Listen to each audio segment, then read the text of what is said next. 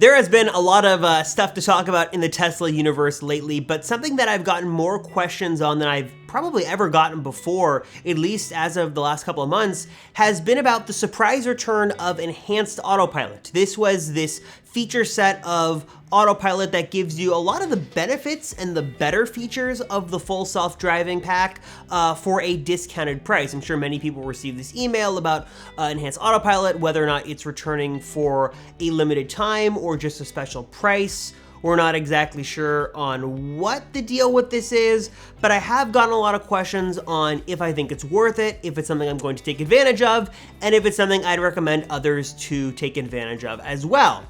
So I thought I'd make a video about it and also kind of preface this by saying that I know a lot of people don't agree with me on this. I've gotten a lot of hate on it before. I'm probably gonna get it again, and that's okay. But I'm gonna tell you in this video why I'm not spending $4,000 on enhanced autopilot, even though I do think it's really cool, and why I'm not recommending anybody else really do the same, at least right now. Here are my reasons. Let me speak my piece before you tear me to shreds. First, let's back up a little bit, give a little context, and kind of talk about why this is so important. And I think that many people don't realize that there was a time before autopilot was standard, and there was this thing called enhanced autopilot. It sit between the basic $3,000 autopilot option and the higher end full self-driving package, and it existed to kind of bridge the gap and in a way give the best of both worlds. You had all of the basic autopilot functionalities along with some of the higher end, more premium features reserved for the package that was much more expensive. I think it was like $5,000, correct me if I'm wrong in the comments, when it was kind of launched and when it was at the height of its popularity, and it existed not too long ago. It was an option for the Model 3, and I know many people personally who own the Model 3 who still have enhanced autopilot because that's what they bought when they got their vehicles and still get to take advantage of some of the unique, cool features that are only reserved for the higher end, upper echelon, full self-driving owners right now. So the idea behind it was really cool, but then things changed. Autopilot became this standard feature and was no longer $3,000, which I'd argue is great for everybody and allows everyone to take advantage of all the autopilot features. It was really cool to see autopilot become a standard feature, but in turn, it kind of killed off this enhanced autopilot, kind of the Goldilocks, just right feature set for many people. You had either the basic package that came with your car, and if you wanted to upgrade it, you're gonna have to spend several $1,000s, usually $6,000, $7,000, $8,000, maybe more in the future, to get the higher end feature set.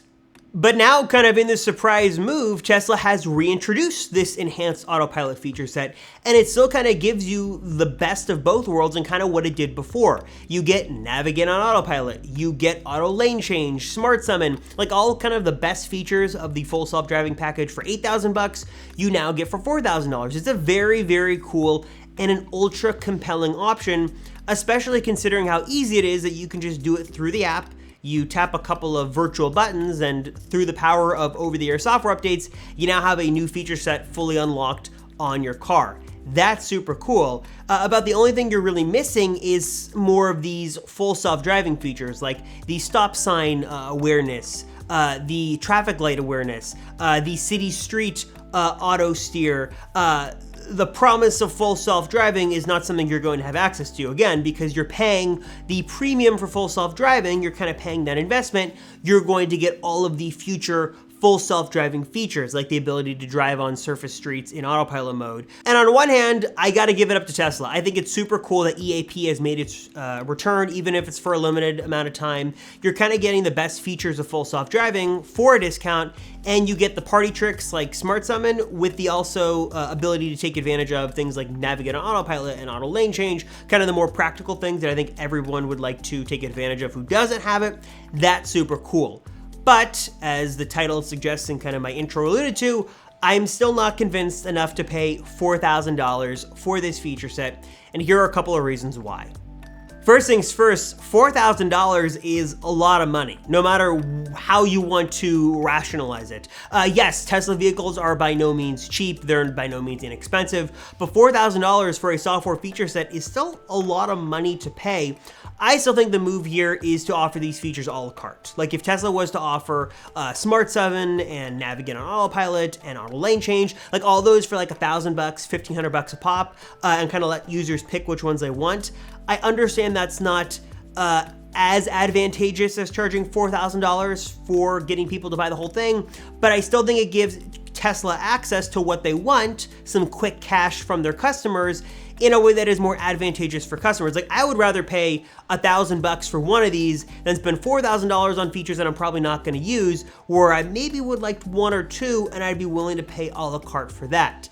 Again, I understand it's not for everyone, but I think if Tesla wanted to really make this a money-making opportunity and they wanted to get some money out of their customers, sell these features for $1,000 a pop, and that's an easy way to sell a lot of these virtual items.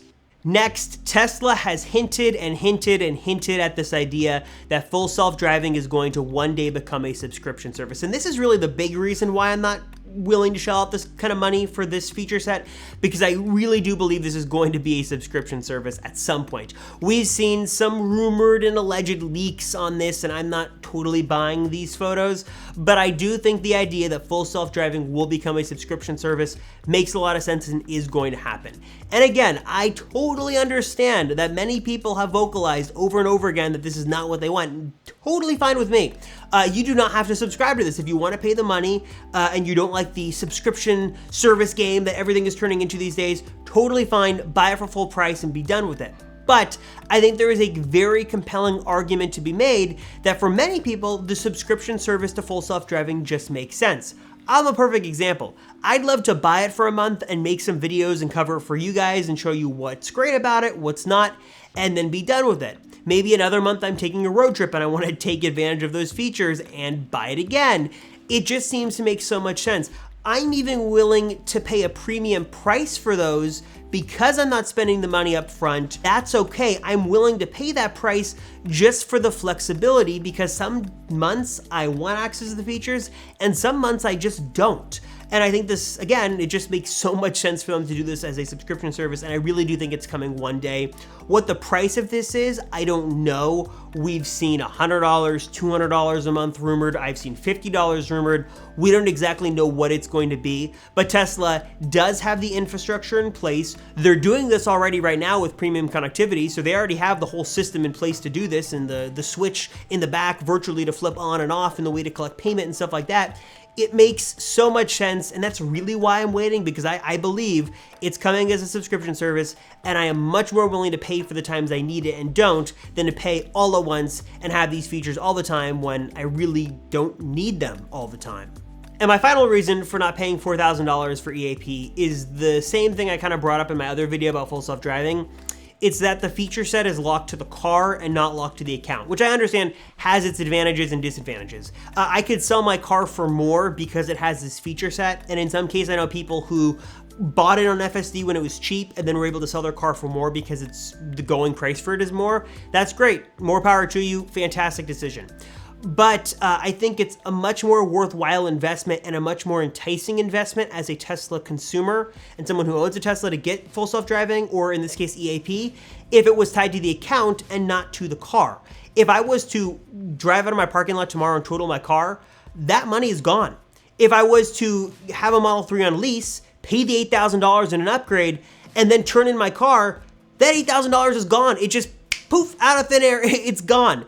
Yeah, I got to take advantage of the feature set, but now I have nothing to show for it. And if I was to go buy or lease another car, another Tesla, a Model S, an X, a 3, a Cybertruck, I'd have to do that all over again. I understand full self-driving is an investment. I understand the idea that you're kind of paying into the future of autonomous driving. But I'd be much more willing to pay that $8,000 or $4,000 in this case if the feature set was tied to my account.